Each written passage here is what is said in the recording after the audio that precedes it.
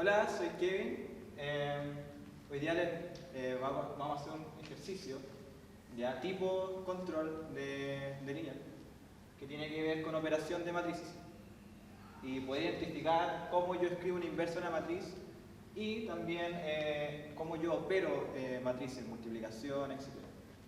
Entonces dices que tengo la identidad y una matriz 0, está representado con IN y 0N, ¿ya? Y otra matriz A cuadrada con coeficientes reales, tal que tengo esta expresión. Entonces nos piden demostrar de que A es efectivamente invertible y encontrar una expresión para esa inversa. Entonces, en estos ejercicios lo que uno hace es poder encontrar una expresión tal que nos permita hacer A por algo igual la identidad. Entonces, el teorema de unicidad nos permite concluir de que como la inversa es única, entonces ese algo es efectivamente A a la menos 1. Lo cual vamos a intentar hacer con esta ecuación que tenemos acá. Entonces, tomando esta ecuación, podemos darnos cuenta de que esta matriz, como está llena de puros ceros y tiene la misma dimensión que la identidad acá, yo puedo pasar restando la identidad y juntar las dos matrices, lo cual obtengo la misma identidad pero con un coeficiente negativo, que en este caso sería menos 5. Por lo cual tendríamos esta ecuación de acá, pero como a cubo menos a cuadrado menos 5a igual a menos 5 por la identidad. Ahora, estas matrices son cuadradas, por lo cual yo puedo factorizar hacia la izquierda por a. Entonces, digo a factor de a al cuadrado menos a menos 5. Pero ¿cuál es el problema? De que yo no puedo hacer como esta factorización porque 5 no tiene cómo conversar con estas matrices, por lo cual yo lo hago conversar con la identidad, ya que la matriz por la identidad me da la misma matriz y se conserva la igualdad. Por lo cual ponemos la identidad en n y esto va a ser igual a menos 5 por la identidad en n. Ahora tenemos casi nuestra expresión de inversa, pero ¿cuál es el problema? Tenemos este menos 5 obstruyéndonos espacio. Como menos 5 es un coeficiente, lo que puedo hacer es simplemente dividir por menos un quinto. Y al dividirlo, puedo pasar este menos un quinto adentro, ya que es un coeficiente, y las matrices se comportan bien con los coeficientes, con las ponderaciones, y así poder eliminar este menos 5 que nos está molestando. Por lo tanto, nos queda la identidad escrita como menos un quinto de a cuadrado más un quinto de a más la identidad por a. Luego, por teorema de unicidad, esta expresión de acá es a la menos 1. Y de esa forma resolvemos entonces la parte A de esta pregunta. En la parte B tenemos una matriz ya dada. Primero tenemos que ver si satisface la igualdad que obtuvimos, o sea, que nos dan en el enunciado, y luego calcular su inversa. Acá el truco es que, obviamente, si satisface esta igualdad, implicaría que la inversa es la inversa que calculamos en A. Así que para esto no hay nada más que hacer que calcularla directamente. Esto quiere decir que es 1, 2, 0, 2 menos 1, 0, 0, 0, 1, al cubo, menos la misma matriz al cuadrado,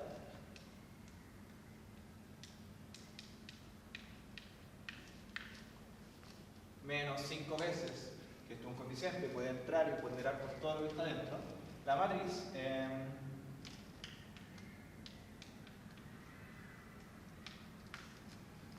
más 5 veces la identidad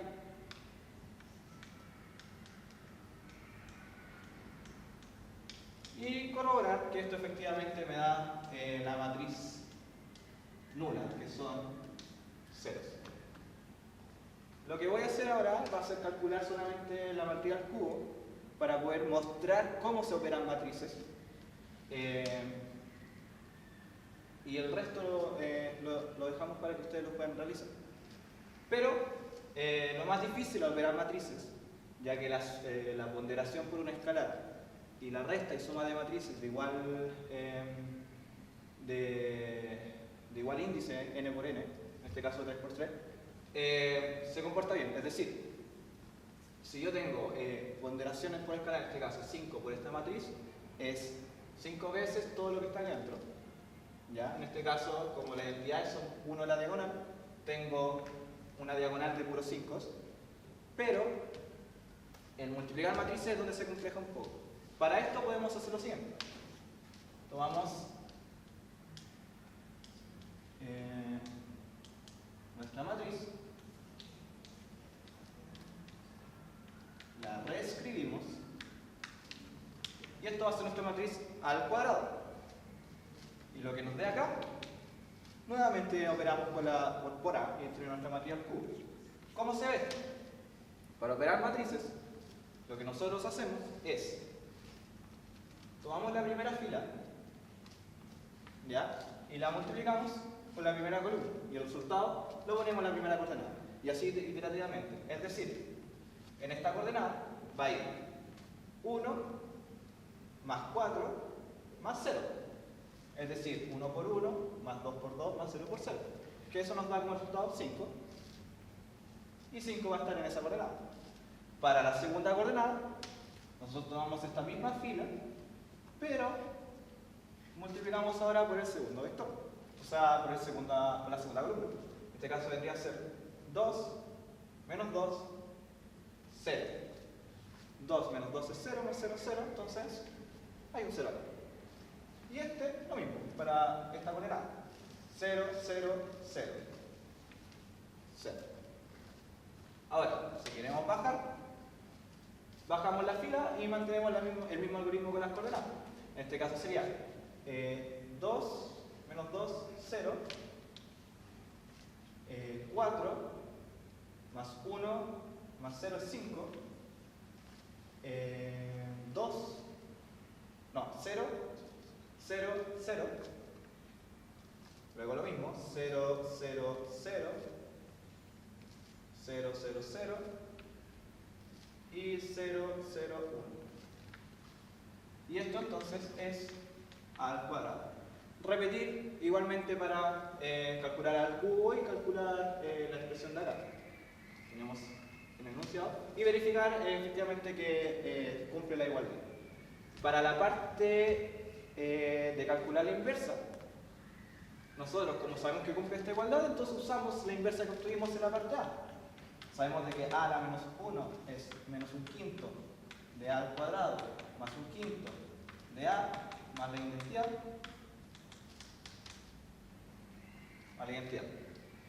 Por lo cual, hacemos las mismas operaciones que obtuvimos acá y esa va a ser la expresión final de a a la menos 1. Y de esta forma se resuelve este ejercicio. En este problema vamos a trabajar en la expresión de espacios vectoriales. Para el control 1, lo único que entra en espacios vectoriales es demostrar que algo es, valga la redundancia, un espacio vectorial. Por lo cual vamos a enfocarnos en eso. Para esta pregunta tenemos un B, un conjunto de los X en los reales, tan que los X son mayores que 0, ¿ya? Y B con un producto interno, grupo abeliano, perdón, producto interno, con ley de composición interna, ¿vale? Sí. Es un grupo abeliano y nos informan de que B con la ley de composición interna es un espacio vectorial sobre coeficientes n. Entonces, nos piden demostrar de que B cuadrado con la ley de composición es un espacio vectorial sobre R donde, y aquí nos definen las dos operaciones,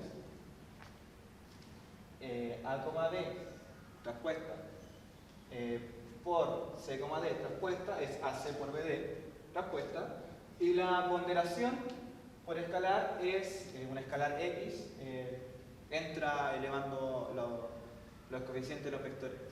Ya, en este caso sería a la x y a la x. Entonces, para entender bien lo que un espacio vectorial representa, tenemos que darnos cuenta de lo siguiente. Lo que yo quiero hacer en un espacio vectorial es que todo se comporte bien. ¿Qué significa esto? Significa que si yo pondero un escalar por un vector, no haya problema al hacerlo. Si yo quiero sumar o multiplicar entre escalares y luego ponderar o sumar vectores, etc., no haya ningún problema y nada me impida poder hacerlo. Para eso existen 4 leyes que se deben cumplir para que algo sea un espacio vectorial. Uno de ellos es, tomando dos escalares, x, y, en R, y tomando un vector, b en b, debe cumplirse que x más y por b es efectivamente x por b más y por b. Por lo cual esto lo vamos a demostrar inmediatamente. Veamos y notemos que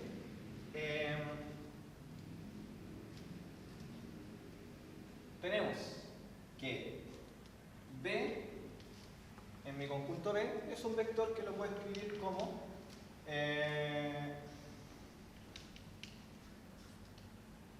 A y B, que es lo mismo que decir A, B transpuesto. ¿Ya? Entonces, tomando esto y tomando dos elementos en R, vamos a armar esta expresión. Entonces nos quedaría x más y por A, B transpuesta es igual a qué. Si tomamos esto como un solo escalar, usamos la definición que nos da y obtenemos de que en realidad entran como elevados. A elevado a x más y, b elevado a x más y. Ahora, ¿qué pasa? Los coeficientes ya que tiene este vector están en R por definición del espacio P, por lo cual nosotros podemos trabajarlo como sería en R, lo que implicaría que esto yo lo puedo separar en A, X, A, Y, B, X, B, Y. Y esto, por la definición que nos entregan en la parte 1, lo puedo separar. Y esto es igual a X, B, X, por, esto transpuesto, A, Y, B, Y. Luego, usando nuevamente la definición de ponderación por escalar, nos queda que esto es X por A, B, transpuesta, más, más Y por A, B. Lo cual es lo que nos pedían demostrar. Ahora, ya demostramos de que los escalares se comportan bien con los vectores. Pero ahora, ¿qué pasa si sumamos dos vectores y los vamos a ponderar por un escalar? ¿Se comportará bien? Eso quiere decir de que tomo un B, W en mi conjunto B y un X en R. Y lo que voy a querer corroborar es que B más W por X sea efectivamente B por X más W por X. Demostremos. Entonces, vamos a tomar dos vectores en B y un escalar en R. Decimos, entonces sea B, W es B y X en R. Disculpe. Tenemos nuestros candidatos, entonces operemos. B se puede escribir como A, B transpuesta y W lo voy a escribir como C, D transpuesta. Entonces, disculpen, esto no es más, esto es por, el por interno y esto es por externo. Entonces, esto nos queda por la definición de acá arriba,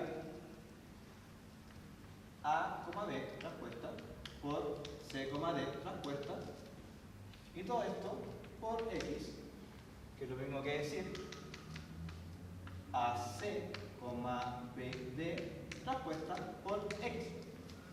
Luego, usando la definición de ponderación por escalar, obtenemos que esto es efectivamente AX, CX, BX, DX, respuesta. Luego, usando esta separación, tenemos que esto es igual, voy a quedar lento, es decir, AX, BX, respuesta, por CX, DX, respuesta. Y esto efectivamente, entonces, por la misma definición de ponderación por escalar, esto es X por A, B, respuesta, por X, C, D, respuesta, que es lo que nos pedían demostrar, lo que nos pedía demostrar esta propiedad.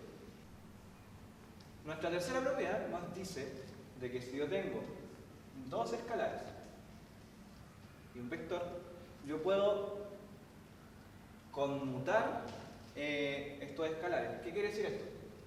De que yo voy a tener un producto ya de un escalar por un vector, y lo que yo quiero hacer es poder verificar que esto se puede intercambiar. Es decir, de que si yo tengo dos escalares, X, Y y un vector en B, yo quiero verificar que esto se cumple.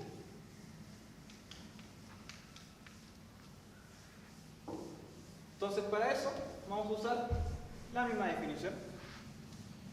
Entonces, la demostración. Sean X, Y en R y B en B. Importante, siempre tienen que hacer eso. Siempre tienen que decir, sea esto, sea lo otro. Porque lo que nosotros queremos demostrar es que se cumple para todos.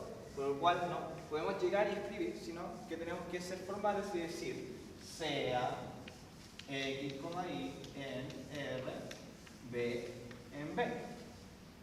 Y aquí pueden especificar que B lo van a escribir como A, B, respuesta. Y eso ya, teniendo esto, uno puede interpretar que B en realidad tiene esta forma. Entonces, queremos corroborar de que esto efectivamente se cumple. ¿Cómo se escribe esto? Esto es X por Y por A, B, respuesta. Esto, por definición, puede entrar hacia adentro, nos queda que es X por A a la I, B a la I, respuesta. Y ahora esto sí se comporta igual. Entonces, esto es igual a XY, B, XY, respuesta. Y por la misma definición de ponderación escalar, yo puedo esto extraerlo hacia afuera y decir que XY, esto es igual a XY por A, B, respuesta. Demostrando entonces la tercera y penúltima propiedad. Tenemos casi todo verificado. Pero, ¿qué pasa si yo multiplico el 1 o el neutro del cuerpo por el vector? Geométricamente yo quiero que se conserve el vector para poder terminar diciendo de que esto efectivamente es un espacio vectorial. Por lo cual, quiero demostrar de que 1 por B es igual a B, con B perteneciente a a conjunto B. Pero este 1 no es 1 de B, este 1 es 1 en R, en mi cuerpo. Así que, demostrémoslo.